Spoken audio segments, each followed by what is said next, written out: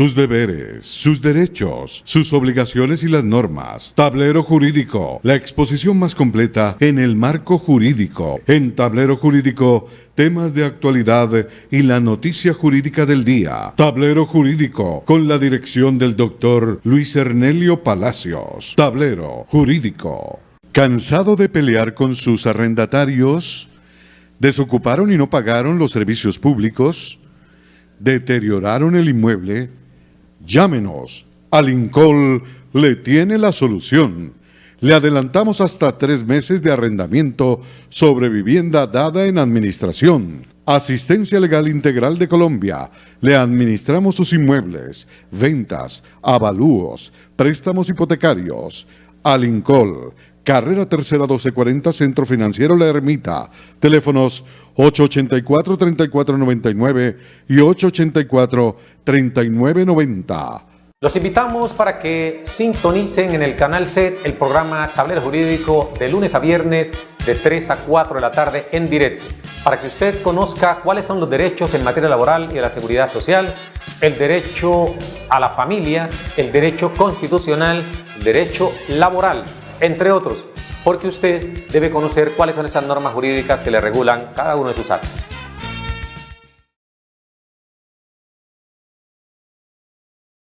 Sus deberes, sus derechos, sus obligaciones y las normas. Tablero Jurídico, la exposición más completa en el marco jurídico. En Tablero Jurídico, temas de actualidad y la noticia jurídica del día. Tablero Jurídico, con la dirección del doctor Luis Ernelio Palacios. Tablero Jurídico.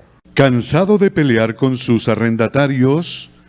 ¿Desocuparon y no pagaron los servicios públicos?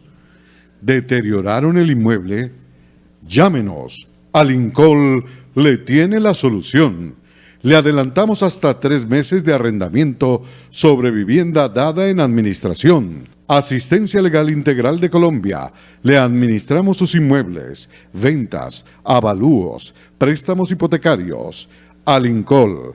Carrera Tercera 1240, Centro Financiero La Ermita. Teléfonos 884-3499 y 884-3990. Los invitamos para que sintonicen en el canal SED el programa Tablero Jurídico de lunes a viernes de 3 a 4 de la tarde en directo, para que usted conozca cuáles son los derechos en materia laboral y de la seguridad social, el derecho a la familia, el derecho constitucional, el derecho laboral, entre otros, porque usted debe conocer cuáles son esas normas jurídicas que le regulan cada uno de sus actos.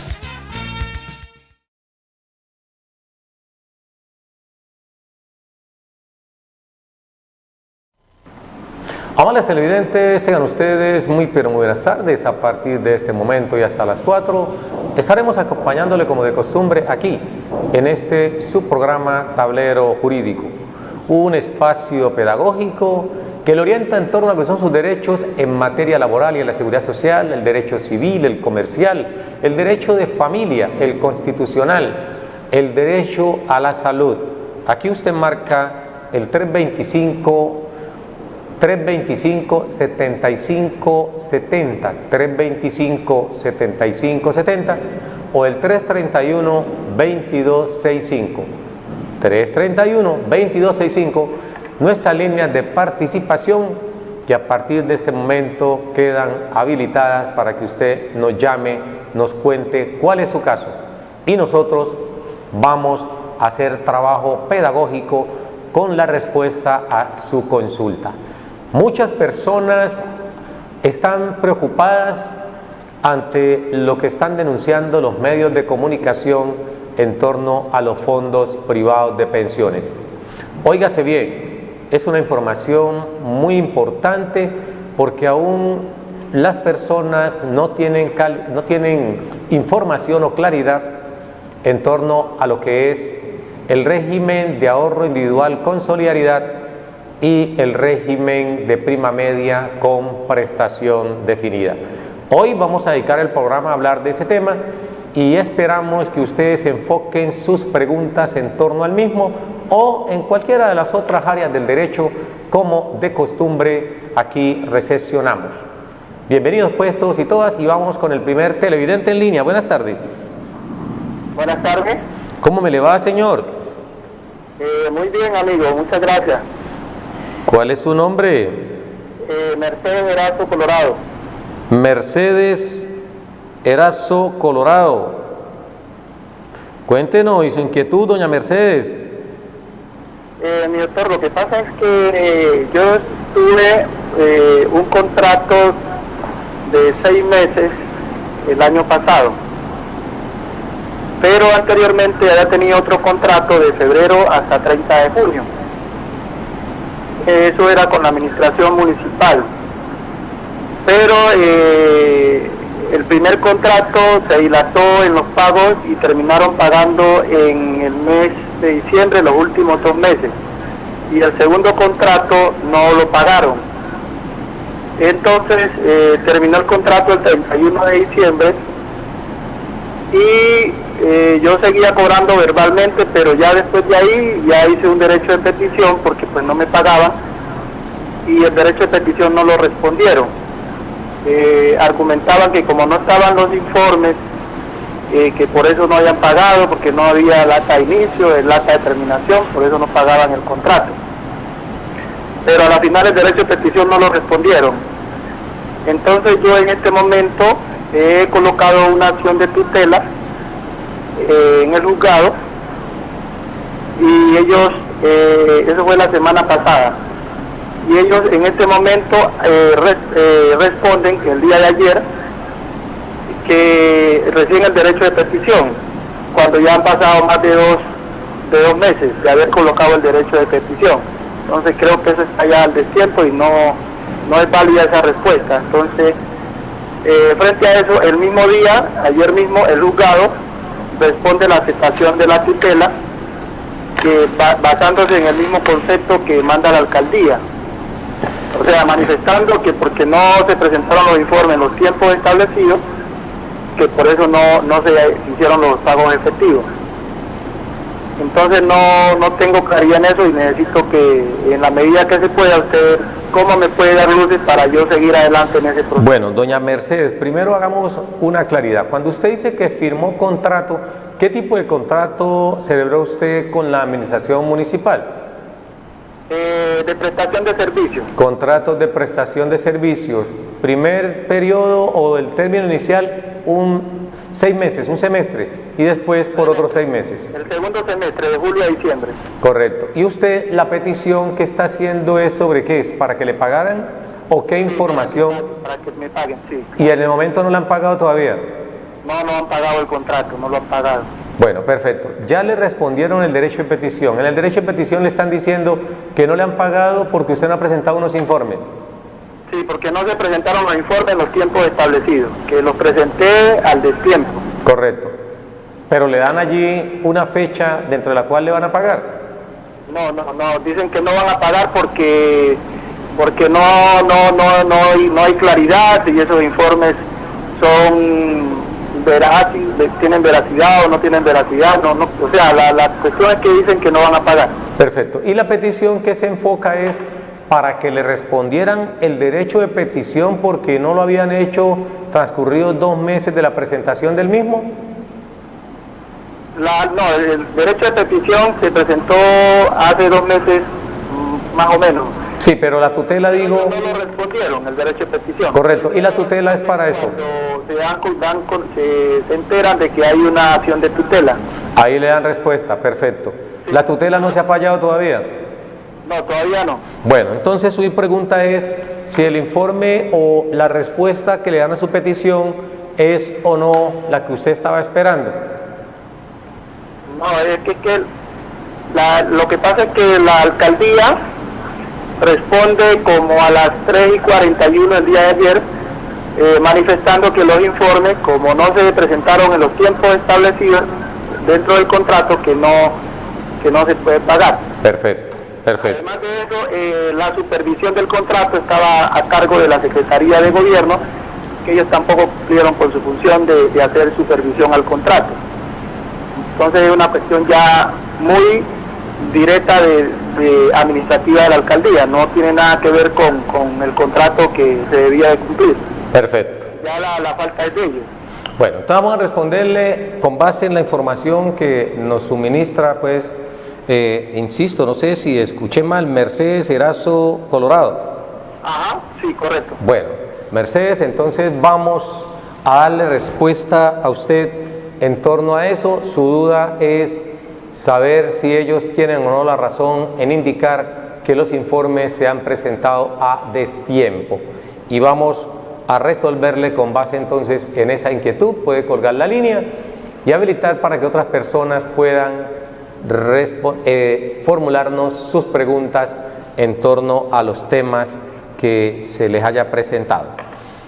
Si hay una petición, recordemos que el artículo 23 de la Constitución Política, reglamentado por la ley 1437 del 2011 y posteriormente por la ley 1755 del año 2015, cuyo objeto es precisamente entrar a regular lo que tiene que ver con los derechos de petición en ese aspecto.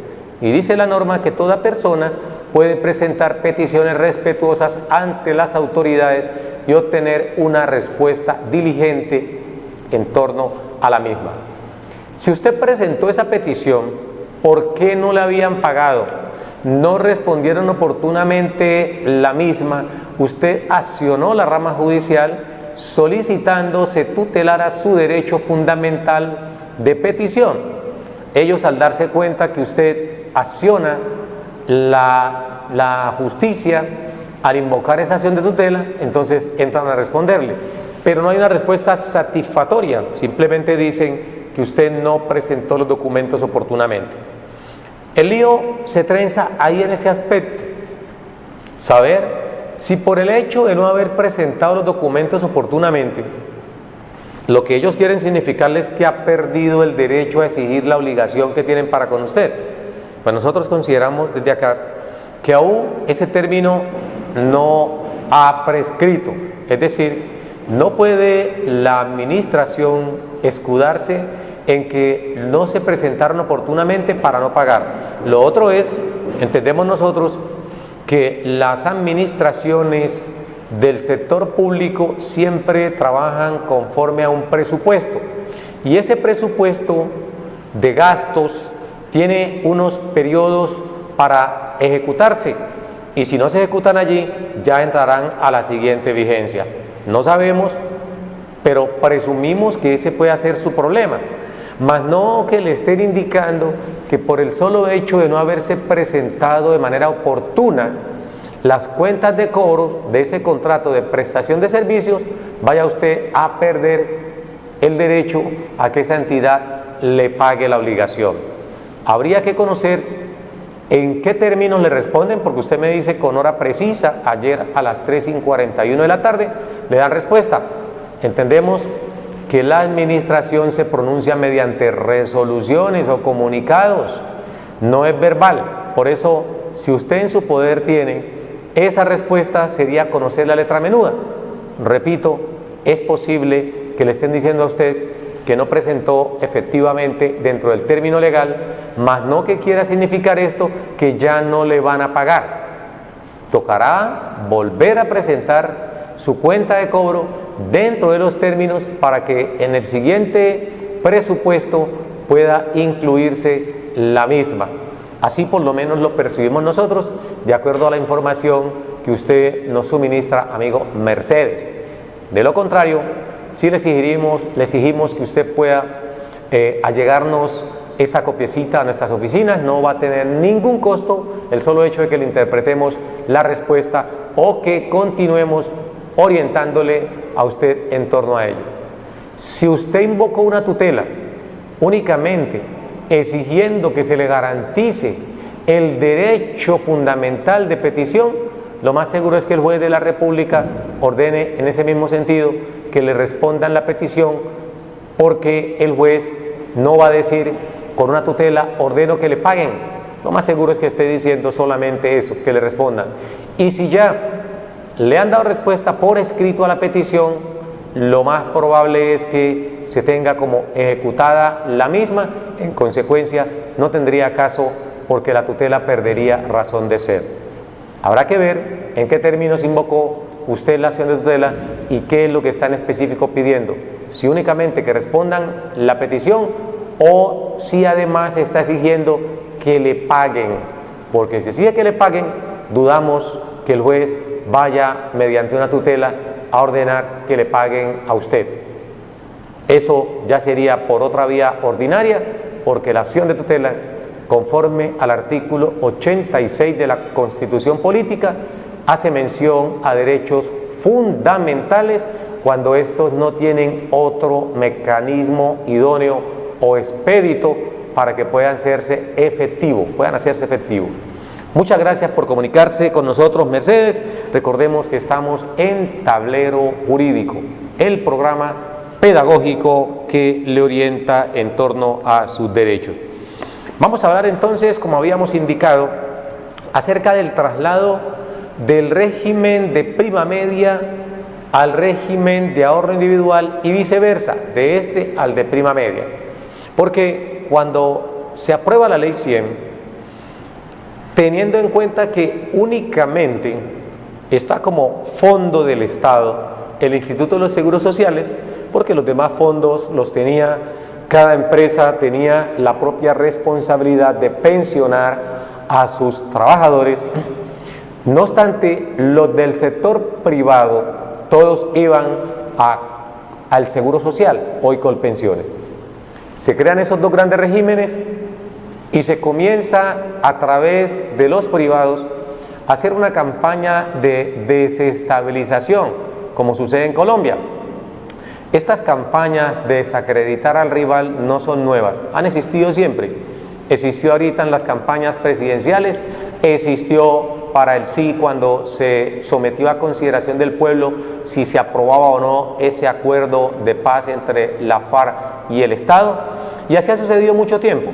Cuando se aprobó la Ley 100 y se dio lugar a que apareciera el régimen de ahorro individual con solidaridad, comenzó también esa campaña de desprestigio frente al Seguro Social, indicando que era un organismo donde la gente no se iba a pensionar. Y como quienes tienen el poder siempre, terminan por lo general convenciendo a aquella persona que es ignorante en el aspecto jurídico. Muchos terminaron saliéndose del Seguro Social y trasladándose, sobre todo aquellos nuevos trabajadores que se fueron vinculando laboralmente, todos terminaron en el régimen de ahorro individual con solidaridad que manejan los fondos privados. Allí hubo de alguna manera engaños, porque a las personas no se les dijo con letra menuda cómo era la modalidad de pensionarse, y entonces muchos cayeron incautamente, se pasaron al fondo privado sin mirar en el fondo o sin conocer qué había. De esto vamos a hacer ampliación una vez resolvamos un televidente en línea que tiene aquí para formularnos una pregunta. Buenas tardes. Felicitarlo por su programa. Gracias, señor. López. ¿Cuál es su nombre? Alfonso López. Don Alfonso López. ¿Y su inquietud cuál es, don Alfonso? Mi inquietud es para pedirle una aclaración, ¿no? Sí, señor. Estaba el esposo de la tía, trabajaba con Encali. Sí. Entonces él era empleado oficial. Y resulta, cuando estaba doña Susana Correa de gerente, declaró a los oficiales públicos. Sí. Entonces él falleció y la tía heredó el sobreviviente, ¿no? La pensión. Sí, señor, sí. La pensión de sobreviviente. Entonces les dijeron que tenían que presentarse porque lo más probable era que iban a perder eso, ¿no? Entonces el sindicato, sin embargo, les dijo que como eran oficiales no fueran, pero sin embargo la hija de mi tía se puso nerviosa y se reunió con los donde citaron ellos, con este abogado Gustavo Prado. Entonces él le dijo a ella que para que la tía no perdiera la pensión tenía que pagarle 3 millones. A 5 años quedaba en el veredicto y que le pagara 50.000 mensuales. Entonces yo quería saber si es que el sobreviviente puede perder la pensión en cualquier momento. Esa es mi pregunta. Correcto. Vamos entonces a responderle a Alfonso López, que nos llama de Cali y concretamente nos formula una pregunta que también puede ser reiterativa en este espacio. ¿Puede una persona beneficiario o beneficiaria de una pensión de sobreviviente perder la misma? Depende.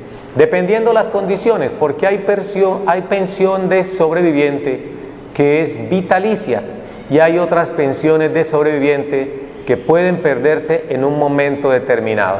Y en el caso específico hacemos mención al artículo 46 y 47 de la Ley 100, porque el orden en que puede reclamarse la pensión de sobreviviente se indica siempre que es la cónyuge, compañera o compañero permanente. En este caso no hay ningún tipo de restricción. Si la persona cumple con los requisitos establecidos en la ley, esa pensión se va a reconocer de manera vitalicia. No ocurre lo mismo si el beneficiario es cualquiera de las personas que están a partir del literal B, es decir, si son hijos, si son padres o son hermanos, dependiendo las circunstancias en que la obtengan. ¿Por qué razón? Porque dice la norma que si no hay cónyuge, compañera o compañero permanente y no hay hijos, entonces va a proceder con los padres o con los hermanos. Pero para el caso de los hijos, solamente reciben la pensión vitalicia aquellos hijos mayores de edad que tengan situación de discapacidad calificados con un 50 o más por ciento de pérdida de capacidad y que hayan dependido del padre o del causante al momento del fallecimiento. Es decir, que los hijos requieren cierta cualificación para que tengan derecho a la pensión, siempre y cuando sean mayores de 18 años. Porque si los hijos son menores de 18 años de edad, no requieren ningún tipo de cualificación, simplemente que sean hijos debidamente reconocidos por el causante o la causante. Pero si son mayores de edad, se requiere que esos hijos acrediten la condición de estudiantes con una intensidad horaria mínimo de 20 horas semanales, oído, en una institución debidamente reconocida por el Ministerio de Educación. Y se la reconocen hasta los 25 años. Recientemente salió una jurisprudencia que indica que esa pensión se puede reconocer hasta una menor edad de esos 25. ¿Por qué razón? Porque hay hijos que hoy a los 16 años ya terminaron el bachillerato y cuando dan los 20, 21 añitos ya son profesionales, han terminado una carrera universitaria, por supuesto. Dice esa jurisprudencia que salió a propósito la semana pasada por parte de la Corte Suprema de Justicia, Sala Laboral, que si ese hijo, aunque no sea mayor de 25 o no tenga los 25 años de edad, puede negársele esa pensión siempre y cuando él acredite haber sido ya un profesional debidamente graduado. Se presume que si está ya bien salido de la universidad, tiene condiciones para emplearse. Esto por un lado. Pero nuevamente retomando la pregunta que nos hace el amigo Alfonso López, le recordamos que la pensión es imprescriptible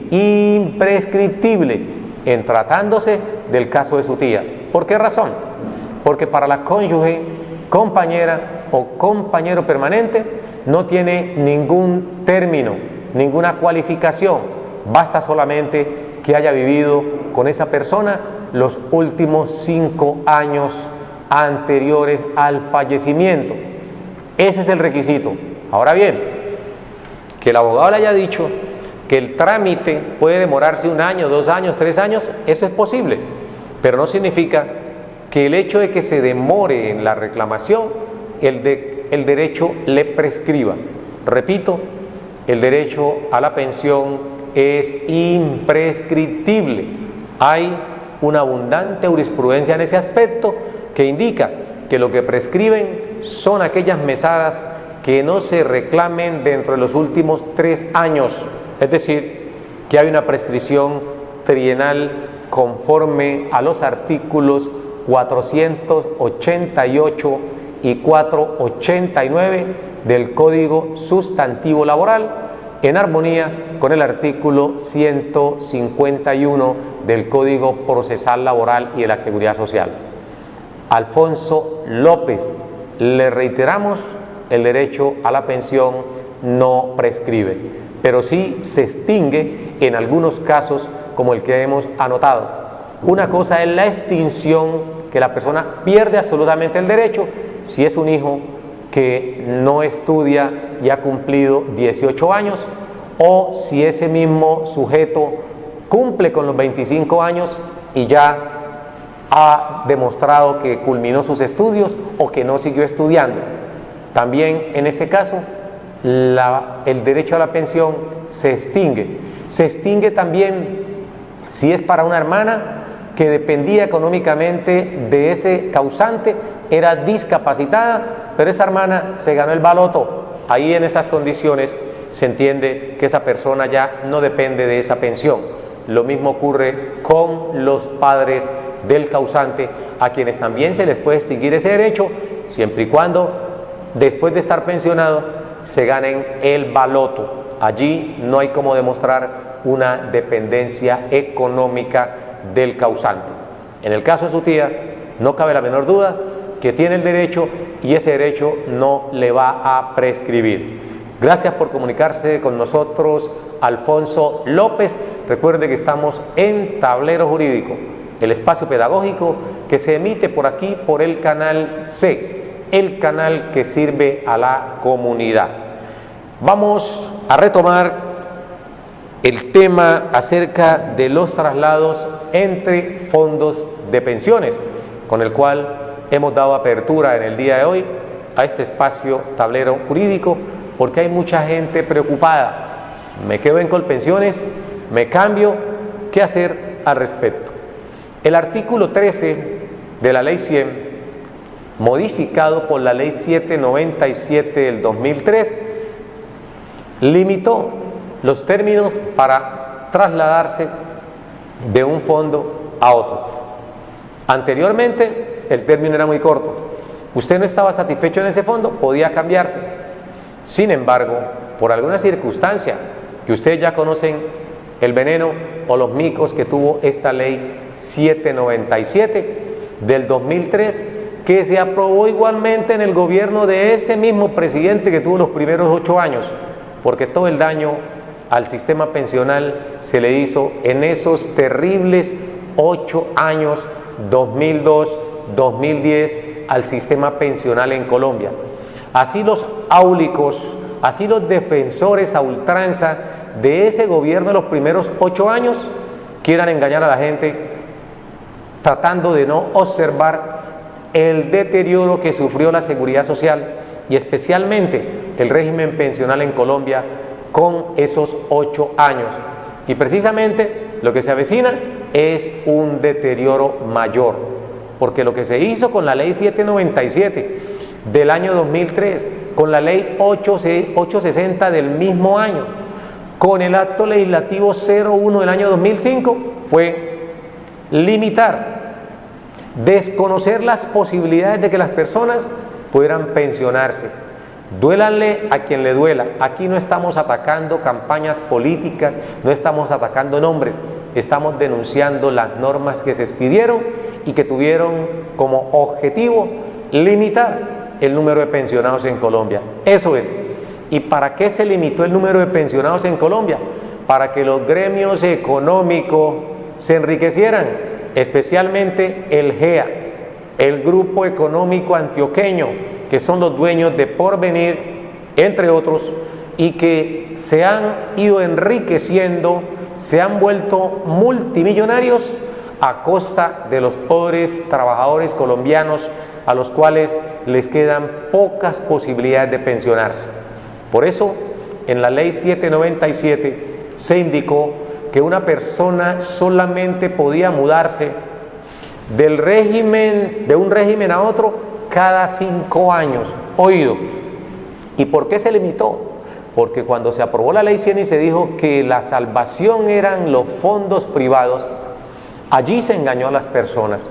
Pero cuando ya la gente empezó a salir del letargo, cuando la gente empezó a salir de esa borrachera y se dio cuenta que los fondos privados no eran la solución, sino que eran una trampa que se habían puesto allí para que las personas se trasladaran en un modelo pensional que ya había sufrido caos en Chile, porque se copió de los chilenos y se trajo a Colombia una cuestión ya caduca.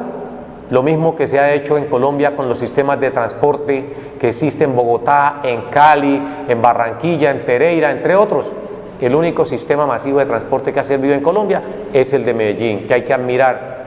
Pero aquí en Colombia se imitan cosas como los fondos de pensiones que se aprobaron en Chile y estaban en su ocaso, y los copiamos aquí, textualmente. Y aquí están causando más caos que el que causaron en Chile. Entonces, ¿qué sucedió al respecto? La ley 797 se da cuenta que la gente nuevamente está volviendo al seguro social, que tiene mejores garantías, porque es un fondo del Estado, y el Estado es la razón de ser de una sociedad, no va a acabarse. Es decir, que el gobierno tenía que responderle o sí a sus afiliados. Se crean los fondos privados tienen unas condiciones más rígidas para pensionarse, especialmente aquellas personas que devengan un salario mínimo, porque en los fondos privados, tal como lo indica el artículo 64 de la ley 100, artículo 64 de la ley 100, las personas afiliadas no se pensionan tanto por edad, sino por capital.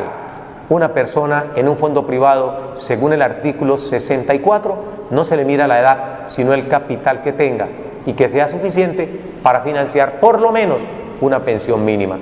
Entonces, retomo, se hace la publicidad, la gente se da cuenta del engaño y quiere pasarse nuevamente al seguro social.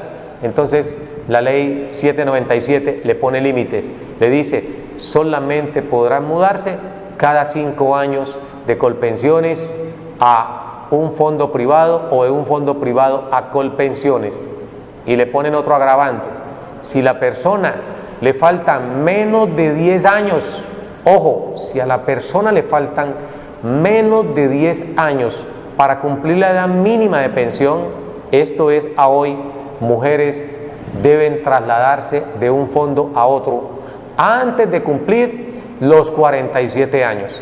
Los hombres deben trasladarse antes de cumplir los, 52 años. Por eso queremos hacerle ese recorderis a todos y vamos a irnos a un corte comercial y regresamos en breves segundos con más Tablero Jurídico.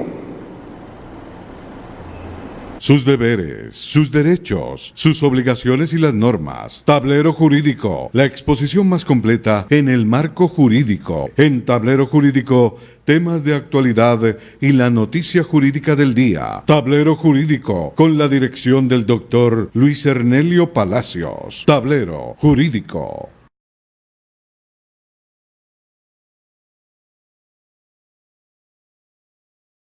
¿Cansado de pelear con sus arrendatarios?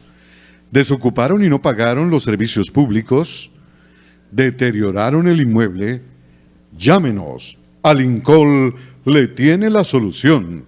Le adelantamos hasta 3 meses de arrendamiento sobre vivienda dada en administración. Asistencia Legal Integral de Colombia.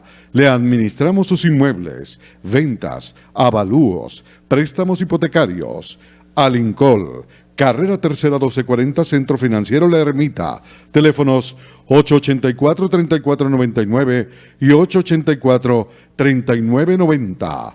Los invitamos para que sintonicen en el canal SET el programa Tablero Jurídico de lunes a viernes de 3 a 4 de la tarde en directo, para que usted conozca cuáles son los derechos en materia laboral y de la seguridad social, el derecho a la familia, el derecho constitucional, el derecho laboral, entre otros, porque usted debe conocer cuáles son esas normas jurídicas que le regulan cada uno de sus actos. Continuamos en su espacio Tablero Jurídico, recordándole a todos los televidentes el tema que estamos tratando en el día de hoy. Si usted se quiere trasladar de un fondo público al privado o del privado al público, debe darse cuenta que si ya tiene usted 52 años cumplidos, si es hombre, o tiene 47 años cumplidos, si es mujer, no lo puede hacer de manera voluntaria. Hoy existe en Colombia demandas que se han presentado y han prosperado argumentando que hubo engaños en la información que le suministró el asesor comercial, indicándoles que usted se podía pensionar en un fondo privado a menor edad.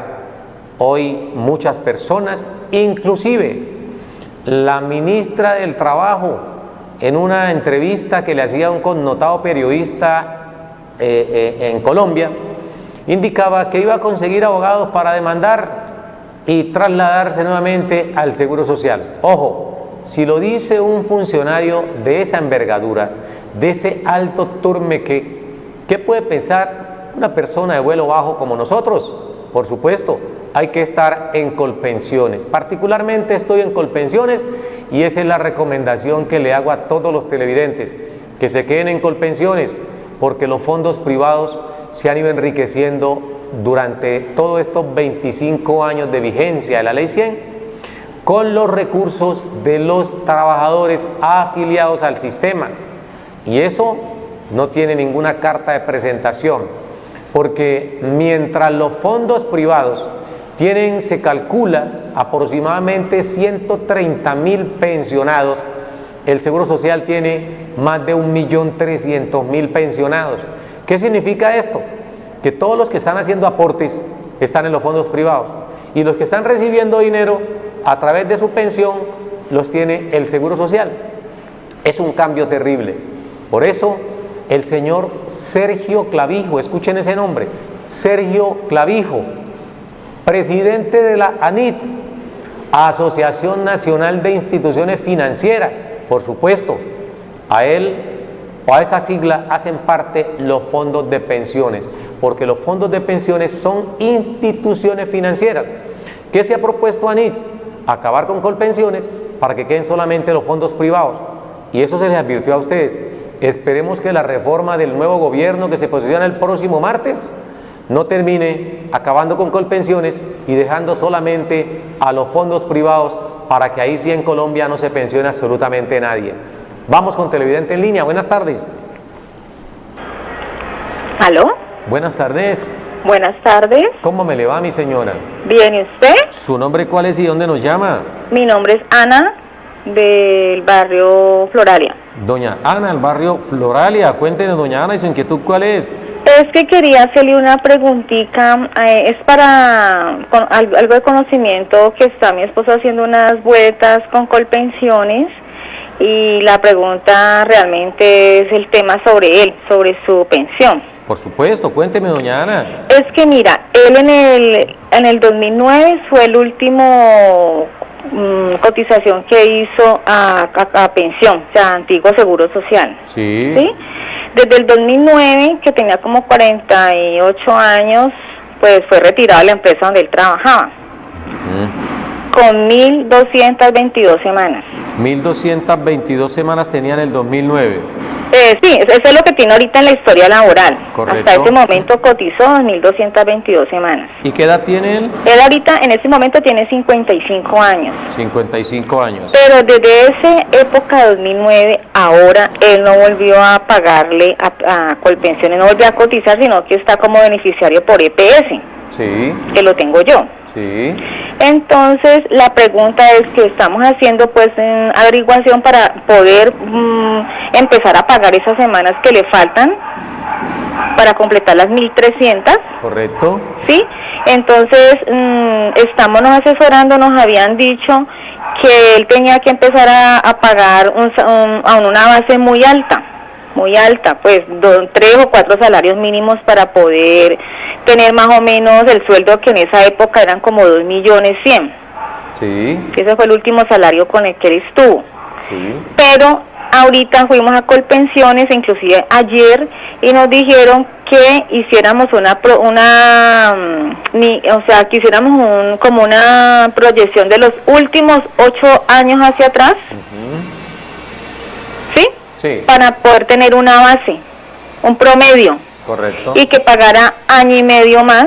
Entonces queremos asesorarnos si eso es factible, si eso es verdad, porque pues haciendo cálculos, pues toca hacer el cálculo de los 8 años hacia atrás, del 2009 hasta el 2001 más o menos, fue lo que le entendimos a la niña, y que con ese promedio pagar ahorita el año y medio que que tiene que completar las 1.300.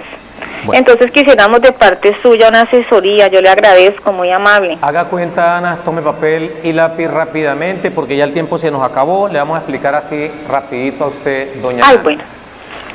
El artículo 34 indica, ojo, artículo 34, que puede colgarnos la línea y escucharnos por el televisor. Indica el artículo 34 que la base de reconocimiento de esa pensión para los que tienen 1.300 semanas es un 65%. Lo que le indicaron en Colpensiones es que para mantener el promedio de salario con que su esposo cotizó los últimos 8 años, aún le falta año y medio, porque tiene 1.222 semanas, le están faltando cerca de 80 semanas, eso equivale más o menos a año y medio.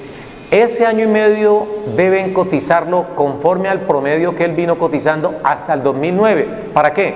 Para que él, al momento de pensionarse, arranque con ese promedio. Partamos de la base que sean 2 millones de pesos.